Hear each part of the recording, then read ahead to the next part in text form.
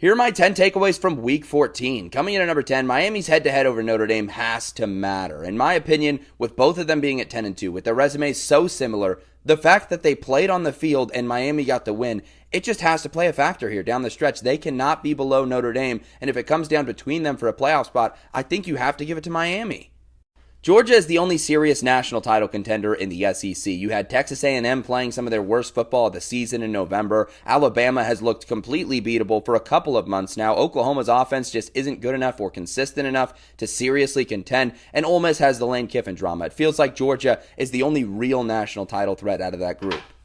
John Summerall is the next Curt Cignetti. I have seen a lot of noise online of Florida fans complaining, saying this is a terrible hire, comparing it to Billy Napier, and it's just not even close. If you're saying that, you do not know ball. He is closer to Cignetti than he is to Napier. I have a feeling in a couple of years, Florida fans are going to love John Summerall.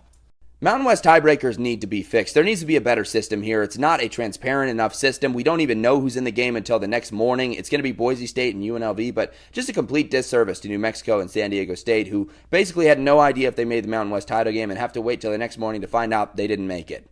Penn State has whiffed badly. The entire basis of them firing James Franklin was that they thought they could go get a better guy. And I would have been okay with it if they could go find a better guy. But they have whiffed on every major candidate that they have gone after. Right now, looking at the best case scenario for some of the guys they could end up with, I don't think it's an upgrade over James Franklin. I think they made a serious mistake, and I think they're starting to realize that.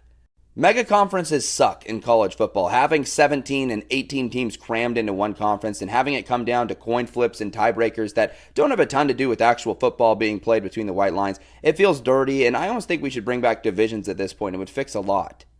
Arch Manning is going to make some people look very dumb over the next 1 to 2 seasons. I'm not naming any names except for Preston Guy with Tiger Bait, trying to dogpile on this guy after just a couple of games into the season saying he's trash, he's a nepotism kid. But I'm telling you, he's learning the quarterback position like it's Duolingo. He added something new to his game every single week, and I'm very much looking forward to him continuing to improve over the next 1 to 2 seasons at Texas and making a lot of people, again, Preston Guy, Tiger Bait, look very dumb.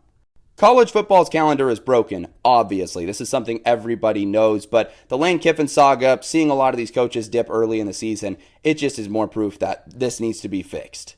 North Carolina needs to part ways with Bill Belichick. Now that the dust has settled and they go 4-8, they're looking at this massive contract. I think it's best for both sides if they just find a way to get a smaller buyout and just end this thing, because it's going to be a train wreck if they let it keep going.